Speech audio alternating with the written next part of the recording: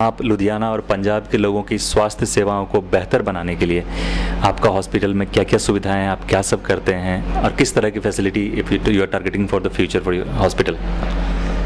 इस अस्पताल में हम लोग मेनली ऑर्थो से रिलेटेड यानी कि हड्डियों के रोगों, जोड़ों के रोगों का इलाज करते हैं। इसके अलावा रीढ़ की हड्डी के लोगों के लिए स्पेसिफिक इलाज करते हैं। ख़ास तौर से हम लोग जो रीढ़ की हड्डी के मरीज़ हैं वो रीढ़ की हड्डी के ऑपरेशन से बहुत डरते हैं, तो हम लोग उसके लिए मिनिमली इन्वेजिव स्पाइन सर्जरी, जो कि बहुत ही कम लोग पंजाब में कर रहे हैं, वो पूरे रिस्क फ्री सर्जरी के साथ हम लोग मरीजों को इलाज दे रहे हैं और मार्केट से बहुत ही कम रेट्स पे हम लोग मरीजों को ये फैसिलिटी दे रहे हैं। तो रीढ़ से किस तरह की बीमारियों से आप निजात दिलाते हैं उस तरह से? रीढ़ की हड्डी में जैसे किसी की डिस्क स्लिप होने की वजह से कमर में टांगों में दर्द जा रहा हो, या कोई छत से गिर जाता है उसमें फ्रैक्चर हो जाता है तो टांगों में ताकत चली जाती है, उसके ऑपरेशन पंजाब में बहुत ही अनकॉमन है। वो ऑपरेशन हम लोग बहुत सारे ऑपरेशन हम लोग सक्सेसफुली कर चुके हैं और हम लोग ये मिनिमली इन्वेजिव यानी कि बहुत ही छोटे चीरे से करते हैं कि 1 इंच के चीरे से करते हैं और उसके रिज़ल्ट्स बहुत ही अच्छे हैं और मरीज़ों को खर्च भी ऐसे नहीं कि खर्च बहुत ज़्यादा होता है, बहुत कम खर्च पे ये हम रिस्क फ्री सर्जरीज कर रहे हैं। ग्रेट डॉक्टर साहब, बहुत अच्छी बात है ये तो।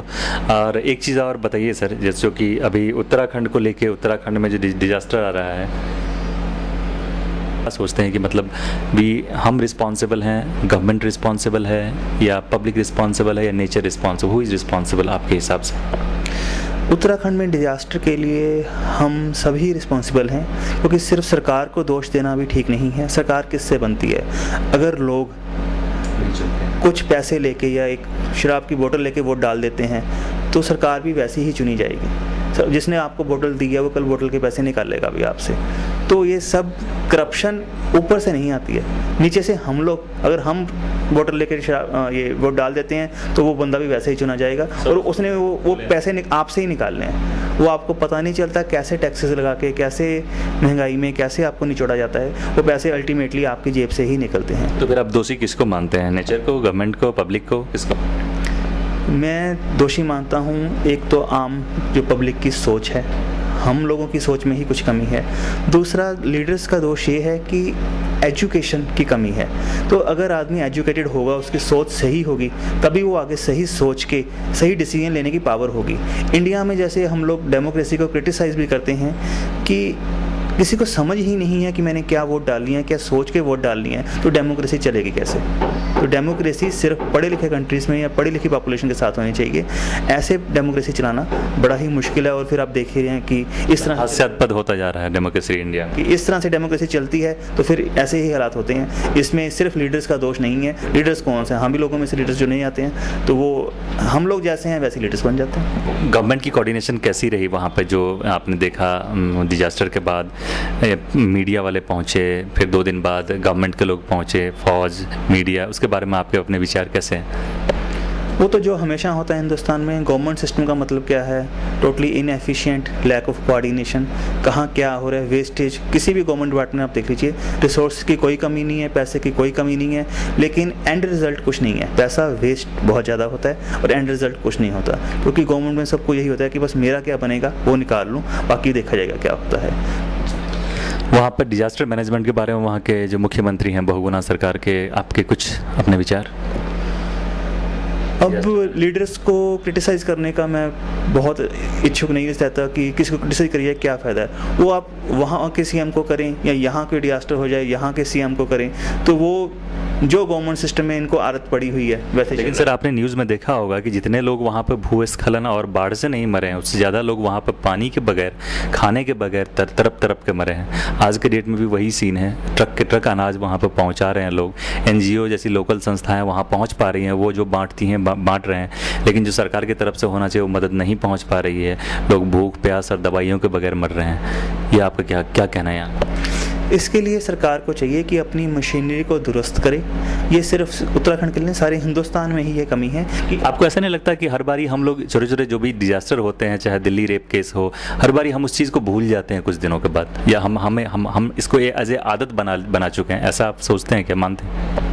हाँ, ये भी बात सही है कि कोई भी बड़ा काम होता है हम लोग कुछ दिन क्रिटिसाइज़ करते हैं, बहुत हो हल्ला होता है, कुछ दिनों बाद लोग भूल जाते हैं। इसी चीज़ का लीडर्स और ये जो एडमिनिस्ट्रेटर्स हैं फ़ायदा उठाते हैं कि कुछ दिन शोर मचाने दो, इनको चुप रहो, और कुछ दिन बाद ये अपने आप ही भूल जाएंगे, हमें कुछ करने की ज़रूरत नहीं है। वहाँ की कंडीशन ऐसी है, अभी तो बहुत सारी संस्थाएं वहाँ पहुँच रही हैं, ज़मीन के अंदर लोग दबे हुए हैं जिनका अभी तक नहीं हुआ है जो होना चाहिए, उनका यथावत जो उचित स्थान है वो नहीं मिला है, जिसकी वजह से बहुत तरह की बीमारियाँ फैल रही हैं इनफैक्ट, और फैलनी शुरू हो चुके हैं, लोग बीमार पड़ने शुरू। अभी कुछ बंदे गए थे 17-18 बंदे गवर्नमेंट के, वो खुद बीमार हैं सारे के सारे।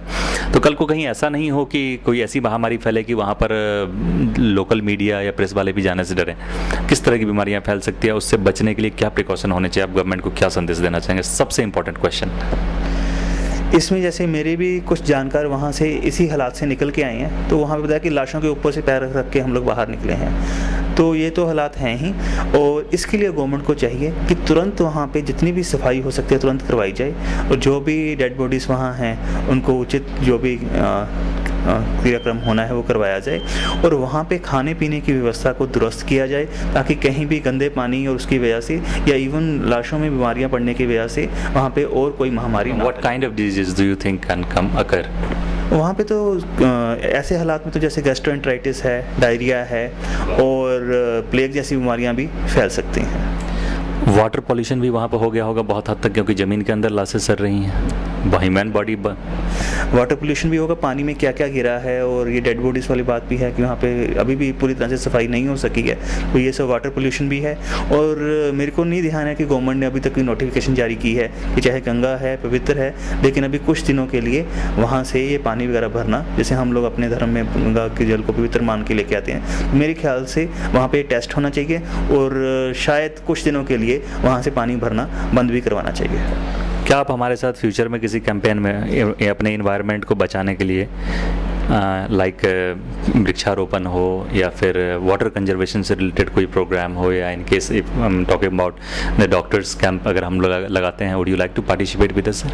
हाँ जी, ये मेरी बहुत खुशनसीबी होगी अगर आप मेरे को ऐसा सेवा का मौका देते हैं। और कभी अगर सर ऐसा भगवान ने करे डिजास्टर हमारे देश में दोबारा आए, क्योंकि वहाँ पर अभी जो कंडीशन जो हम लोग देख के आए हैं, न्यूज़ चैनल में उतना तो कुछ नहीं दिखता, दिखाते हैं 2 गाँव में हेलीकॉप्टर ने 2 पैकेट बंडल अनाज के गिरा दिए, तो बस वो न्यूज़ बन जाती, खबर बन जाती है। हकीकत बिल्कुल परे है उससे, आप चाहे तो जाकर देख सकते हैं। वहाँ पर अभी लगता है 2 साल तक हर किसी को आप लोगों को मदद करने की ज़रूरत है, चाहे डॉक्टरी लेवल पे हो, मेडिसिन हो, खाना हो, पैसा हो, कपड़े लत्ते हो, हम लोग वो करने जा रहे हैं, वहाँ पर ऑलरेडी कर रहे हैं, बहुत सारी संस्थाएं कर रही हैं। मैं ये नहीं कह रहा सरकार फेल है या जो भी है, तो इसके अलावा जो लोकल पब्लिक है जो वहाँ पर मदद पहुँचा रही है, और वहाँ से फिर सरकार आगे कोऑर्डिनेट नहीं कर पा रही है, सामान वहाँ ख़राब हो रहे हैं। जो बांध के एनजीओ वाले जो पहुंच रहे हैं वो ठीक है, लेकिन जो सामान वहाँ पे ट्रक के ट्रक गोडाउन भरे पर है, बांटा नहीं जा रहा, उसके लिए सरकार को आप क्या कहेंगे सर? मैं यही कहूँगा कि सरकार अपनी मशीनरी को दुरुस्त करे, और ऐसे एक्शन में दिन रात टाइम का, जैसे सरकारी अफसर्स के भी वहाँ की दरख्वास्त करूँगा कि अपनी ड्यूटी टाइम्स और दिन रात ना देखें।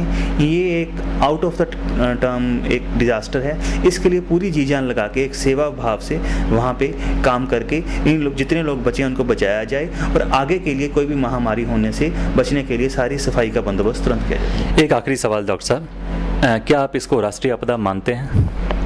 डेफिनेटली जितना बड़ा डिजास्टर हुआ है ये राष्ट्रीय आपदा तो है ही है। आपदा मानते हैं? डेफिनेटली जितना बड़ा डिजास्टर हुआ है ये राष्ट्रीय आपदा तो है ही है। कभी हमें अगर आपसे दवाई की ज़रूरत हो या हमारे एनजीओ को किसी तरह की हेल्प की ज़रूरत हो, क्या आप हमारे साथ खड़े होना चाहेंगे for the treatment with medicine and the camps and all? कभी भी आप मेरे को कभी भी कैंप के लिए आमंत्रित कर सकते हैं, और कोई भी गरीब मरीज़ है उसका भी इलाज हम लोग पहले ही बहुत कम रेट्स पे करते हैं, तो कोई भी गरीब मरीज है उसका हम लोग फ्री इलाज करने को भी तैयार हैं। शुक्रिया सर डॉक्टर साहब, थैंक यू सो मच।